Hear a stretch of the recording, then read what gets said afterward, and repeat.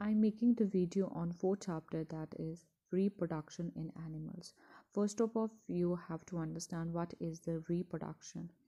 So reproduction means giving birth to their own kind is called reproduction.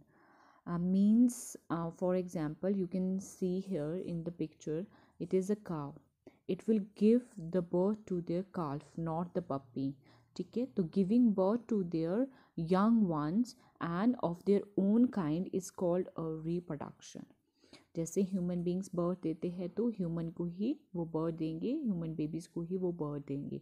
Same as it is the animals will give birth to their own kinds. So this is the first topic is you have a reproduction, and all living beings such as humans, animals, plants and microorganisms are born, grow, live for a certain period of time and then die, and we everybody know it कि हम life long तो नहीं रह सकते हैं. ठीक है, तो हम एक डेफिनेट पीरियड ऑफ टाइम होता है that we can survive in the earth. After we will die, after that period we will die. So the period of time for which a living organism live is called its lifespan. तो उसको क्या बोलते हैं, उसका life span बोलते हैं. For example human beings का आज की डेट में नाउ अ डेज कितना लाइफ स्पैन है, लाइफ पीरियड है अप टू 70 ईयर्स. ठीक है, तो 70-80 आप अप्रॉक्सीमेटली ले लो, बट अप टू 70 है. Same as it is dog का लाइफ पीरियड, लाइफ स्पैन होता है 10 to 12 ईयर्स ओल्ड. इससे ज़्यादा वो सर्वाइव नहीं कर सकता है. ठीक है, so this is the lifespan. To ensure the continuity of life, the living beings must produce more of their own kind before they die. And why the reproduction is important, beta? It is important to ensure the continuity of life. जैसे cow अगर if the cow will not give the birth to their young ones, तो क्या हो जाएगा, एक time के एक life span के बाद काउ डाई हो जाएगी. तो ये जब आगे अपने ही टाइप के प्रोड्यूस नहीं करेगी तो क्या हो जाएगी, काउ प्रेजेंट ही नहीं होगी अर्थ में, तो वो क्या हो जाएगी, एक्सटिंक्ट हो जाएगी. So to ensure the continuity of life, the living beings must produce more of their own kind.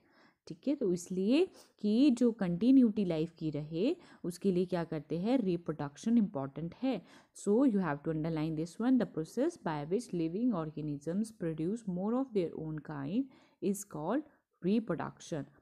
Now you have a next topic, that is reproduction in animals. अब animals कैसे produce करते हैं to more of their own kinds को, two ways में produce करते हैं. There are two ways. First one कौन सा है, animals such as cows, dogs, cats, mouse, elephants, lions and whales give birth to their young ones. ठीक है, ये जो एनिमल्स हमने अभी काउंट किए हैं, काउज, डॉग्स, कैट्स, वो क्या करते हैं, give their birth to young ones. वो अपने डायरेक्ट वो यंग वन बेबीज को ही बर्थ देते हैं. जैसे human beings also give the birth to their young ones, direct ही वो बर्थ दे देते हैं. बट सम एनिमल्स लाइक, कौन कौन से animals, such as birds, fish, frogs, tortoises, crocodiles and snakes lay eggs. वो क्या कर देते हैं, एग्स को ले करते हैं. पहले वो एग्स देते हैं और there young once hatch out of the eggs. फिर उनके यंग वन जो एग में ग्रो होते हैं, जब वो पूरी तरह से एग में डेवलप्ड हो जाते हैं, then they come out from the egg.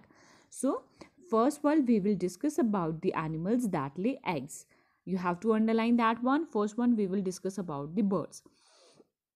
Female birds lay eggs in their nest. And everybody you have seen the nest. ठीक है, nest किससे बनाते हैं, they build their nest by using different materials such as twigs. Twigs क्या होती है, stick, pieces of old cloth, grass and leaves. One of the parent birds sits on the eggs. You have to underline that one. One of the parent birds sits on the egg for some days to keep them warm. This process is called incubation. Incubation क्या होती है, आपके पास जैसे ही birds egg को ले दे देते हैं, then what they do, one of the parent bird क्या करता है, उस egg के ऊपर sit कर देता है, उसके ऊपर बैठ जाता है to keep them warm, और उनको क्या कर देता है, heat देता है उनको. ठीक है, और उस प्रोसेस को giving heat to them is called the incubation. और वो हीट कैसे देता है, by sitting on the eggs. So Now you have a we have already I have already made the videos on the parts of the egg. Kindly you can see there, okay, what it called shell, which part of the egg is called shell, which part is called the yolk, which part is embryo, which is incubation. I have separately made the video, you can check out that one. Now in the last one, that is the embryo goes through various stages, and when the chick is fully developed, है ना, तो embryo क्या हो जाता है, देखो ये छोटा सा एम्ब्रियो स्पॉट है अभी, तो इसको चिक बनने के लिए बहुत सी स्टेजेस में उसको गो थ्रू होना पड़ेगा, फिर उसमें वेल डेवलप्ड उसके पार्ट्स आएंगे, चिक के पार्ट्स आएंगे, उसमें लिम्स आएंगी, ठीक है, तो उसकी आइज आएगी, ठीक है, तो everything will developed in the egg, ठीक है. So it when it breaks the eggshell and comes out the egg, the process is called hatching. Hatching क्या होता है, जब वो जो आपके पास बेबी होता है that is grown up and comes out from the egg. The parent birds feed the babies till they are strong enough to look after themselves.